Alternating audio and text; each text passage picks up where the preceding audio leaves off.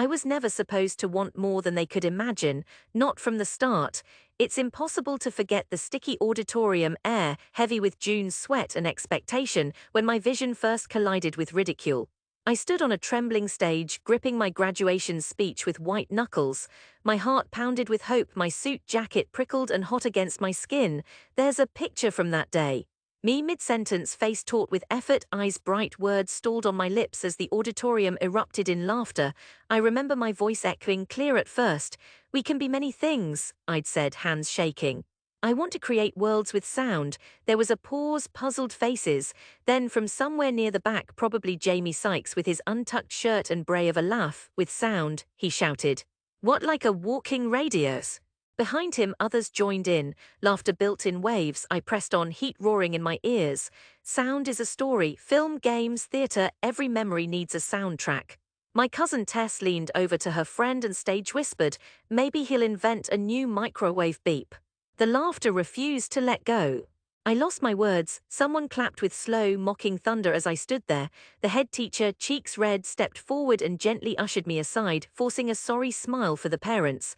Everyone's clapping was for the next graduate. I hadn't even finished my speech. Afterwards, in the corridor's white glare, my Uncle Pete gripped my shoulder. "Come back down to earth, yeah, Ben." He said it with a beer-rough laugh, but his hand was heavy, squeezing for emphasis. "There's a call centre down Finchley Road, would be glad for you." Mum hovered, lipstick faint from anxious chewing, offering a wan, hopeful smile. "Maybe just apply for a couple of real jobs as well," she said, every sound pressed on me. Cow's laughter, the slap of shoes on the linoleum, even the echo of my father's disappointed silence behind the wheel on the drive home. We passed tubes of rain-washed red brick puddled streets, the world outside rolling by in distorted silence, like the underwater roar I would later spend my life trying to recreate with microphones and software. Summer unspooled, slow and dreary. The neighbors' windows reflected squares of blue evening, the pavement warm beneath bare feet. I watched others leave for university, law jobs, the startup world. Jamie Sykes joked to a crowd outside the chip shop, flicking his cigarette. "Oi Ben, got any Dolby surround for my Nissan?" He grinned as they all howled. None of them noticed me folding in on myself. You teach yourself to stop showing hunger after a few months of being laughed at for it. My world narrowed to headphones and late-night internet tabs. At family gatherings, they'd ask in that soft, skewering way, "How's the music thing?" Or, "When's your first album out?" Even Tess, who once made me mixtapes, asked if I'd worked out what I really wanted to do yet. Patience, I told myself, was a kind of armor. I swallowed each comment, each eye roll and huff. I watched videos of sound designers, Brian Eno talking about sonic landscapes, Foley artists crushing lettuce for bone breaks. I recorded everything, water simmering. Bus brakes whining, the gruff rumble of distant trains at midnight. My room stank of old trainers and the rubbery twang of cables. Nobody else understood why I kept stacks of empty cans to crumple on cue. For spending money, I took shifts at the Odeon just north of Camden, pushing popcorn and weaving through sticky aisles with a broom. Inside the big screens, I felt the bass in my chest, sound vibrating the armrests and my ribs. I'd press record on my phone, collecting pirate samples of crowd laughter or shoe squeaks for later, heart racing in fear of being caught by the manager. The years stacked up, ordinary and tight-fisted. I got a tiny studio flat a few bus stops from King's Cross, one window, grey carpet, a mattress on the floor. At night, I made music, city-breathing music, soundtracks no one would ever hear. I made friends with old musicians at Abraham's Music Exchange, sniffing out cheap used mics and warbling amps. I patched up a portfolio from student films and local podcasts. Yet each job I applied for, every sound internship or runner gig, I heard nothing back. The rejection emails piled up. We had many qualified applicants. The silence was always louder. Meanwhile, family life rolled on, indifferent to everything outside their well-oiled routines. Mum got promoted at the bank, sent Christmas letters full of polite fictions. Dad's knees finally gave out and he spent weekends pacing the garden, grumbling at the squirrels. At every birthday or barbecue, the same tired script, still working in the cinema, Ben, always delivered with a shimmer of sorry amusement, like they were waiting for the joke to end. It was only luck, really, and relentless, stupid stubbornness that breached the monotony. At the Odeon one rainy Tuesday, a small man in a paint-spattered cap came in for a late-night showing of some indie horror. He fumbled his phone and I found it wedged behind his seat. When I returned it at the end, he asked what I listened to on my battered headphones. I told him sheepishly but truthfully that I recorded street sounds, that I made mashups of London's atmospheres. He gave me a card, Tom Vallette, Senior Sound Design, Electric Palace Studios. He grinned at my stuttering thanks, shaking my hand with unexpected warmth. Everyone needs a first break, mate. Yours might have just crashed into your lap. I sent a demo that night, hands trembling. Tom replied short and direct, nice ears, trainee gig going, pays nothing but you'll learn. I skipped my next shift. The Thames seemed brighter as I trudged over Blackfriars Bridge, caught between hope and terror. The next year was duct tape and deadlines. I slept on a rickety studio couch more nights than in my flat. My tasks were humble. Sinking footsteps, EQing door slams, cataloguing the city's car horns. I listened for the difference in gravel crunch, rain versus dry. I learned which brands of lettuce sounded most like snapped tendons.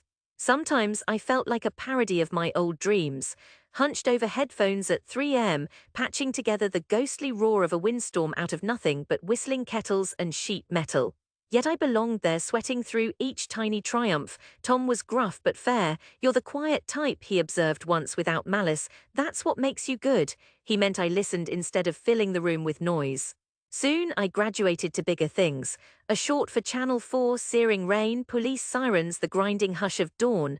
A BBC podcast needing bespoke background chatter, which I stitched together from Woolwich train platforms and the all-night pound shop. Then a miracle commission, the soundscape for a new video game set in a fictional London. Suddenly, what I used to hoard for myself, clicks, breaths, bells, transformed into the city's nervous system. Voices and atmospheres layered on top of each other, alive at last. There were more studios after Electric Palace.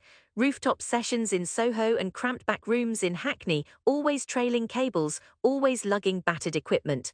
I found a tribe, people like me, speaking in compressor models and frequency bands, sharing late bodega meals and edits at dawn. We lived by deadlines, coffee, and the strange, holy moments when a burst of noise clicked seamlessly into place. My family knew vaguely what I did. I let them believe I made music for the telly. It was simpler. Each year home visits felt stranger, the house unchanged, the conversations stuck in amber. At first they still asked if I'd applied to teaching jobs. Eventually they forgot to ask. I drifted to the margins at birthdays, an oddity tolerated with polite confusion.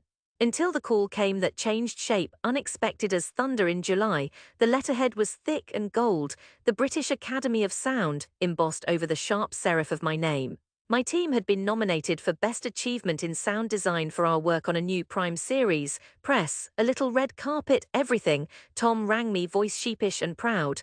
Next week is the launch party. They'll want you there for the demo. Ben, bring your family if you like. They should see it. Panic laced through me, that old voice, no one cares, it's all in your head. I almost let the moment slip past. But Mum, when I finally called, squealed, a BAFTA thing for sound, oh Ben, your gran'll faint. So I sent the formal invites. Dad ironed his best jacket for the occasion, muttering, can't be worse than Sunday League awards. Even Tess, now a junior solicitor with sharp heels and sharper opinions, RSVP'd out of curiosity. I didn't tell them much, let them see for themselves. The day was a bright bite of late March wind slicing between glass towers by the Thames. The event lived up to its promise, velvet ropes, floodlights bouncing off gold banners. I waited by the entrance, new suit hugging my frame, hands damp. My family shuffled up, Mum in her best dress, Dad radiating a gruff pride I recognized from years ago, Tess glancing around, coolly appraising. Inside, the press crowd milled, voices echoing across marble. There were cameras, trays of wine, clusters of black-tied executives. Someone ushered us to the main hall, buzzing with expectation. A giant screen, city-sized, dominated one wall. My showrunner, pale, unnervingly youthful, called for silence. Here to present our signature sequence is Ben Morley, lead sound designer. The lights fell, a hush sliding over the crowd. Eyes turned, my pulse hammered hard enough to make me lightheaded, but my feet remembered the old stage at graduation. Only this time, instead of clutching trembling paper, I held a wireless remote. The sequence rolled. The screen filled with the city at night, my London both familiar and secret. Layer by layer, the sound bloomed, a living tapestry. Distant tube trains, rain on brick, the chirp of traffic lights, the hush of 1,000 televisions behind shut windows. Then the action, our heroine navigated alleys, and every footstep echoed with a different timbre. Rainwater slithered down the tarmac, muffled voices wafted from hidden flats. When glass broke, I heard the particular split I'd spent 3 hours perfecting, just sharp enough, just hollow. A chase through Soho spilled into crescendo, building into a chest-pounding roar crafted not with stock sounds, but with fieldwork, dedication, memory. I glanced sidelong at my family, Tess for once still. Mum's hands were primly locked, her mouth a small round O. Dad leaned forward, eyes fixed. They saw not just a moving image, but heard the world I had built, every hum and sigh I had coaxed from the city they thought mundane. Afterwards, people clapped, real applause, unmistakably respectful. The showrunner thanked me, gave me the microphone. My voice, steady now, echoed, "Everything you heard tonight comes from these streets. The smallest sounds matter, sometimes more than words." I looked for Jamie Sykes, now grown thick in the waist, shuffling near the drinks table. He elbowed another mate, nodding in my direction, his laughter cut short when he caught my gaze. He approached, hands sheepish. "Hey, fair play, Ben, never thought I mean that stuff with the rain and phones and all, sounded pretty wicked." I shook his hand, "Cheers, Jamie." Tess, high heels clattering, appraised me with a new wariness. "You really did this, alone?" I shrugged, tired but oddly at peace, not alone, just the noisy bits. Mum's arms were suddenly around me tight. "Your gran will never believe it, all those years, Ben. I'm so proud." I stood there in that white-lit hall as the crowd thinned and the city's old doubts faded. I saw in my father's face a slow, grudging respect, not flashy but sturdy as brick. "Takes guts," he said finally, giving my shoulder a squeeze. It wasn't the kind of vindication that sweeps away old hurt. Nothing erases the sting of laughter echoing from auditorium walls or the slow ache of waiting for respect that never came. But as families drifted home, I lingered under city light, listening to London breathe, my city, a soundtrack that had always been there, waiting for someone to hear it. That night I took the long way to the station, headphones on but silent, letting the world pour itself into my open ears. The city was as alive as ever, soaked in noise, beautiful in its mundane, humming glory. No laughter now, only night buses rolling, footsteps echoing, the world ready for someone to capture it, knowing I finally belonged in its song. Later, back at my old house, Mum made tea and Dad pulled out a battered photo album. "Do you remember when?" They started, letting the past in, not to mock but to marvel. Tess sat beside me, scrolling through news articles on her phone, pride hidden beneath sarcasm. "You'll be insufferable next Christmas." There was patience in it all, finally, warm, forgiving. The old wounds closed up, replaced by understanding sharp as the city's rain. I realized as I drifted to sleep beneath a familiar ceiling that I'd come full circle, not to win over skeptics, but to prove to myself that my ridiculous dream, spoken on a hot June day, was never ridiculous after all. I had built a world of sound, and for the first time they heard it too.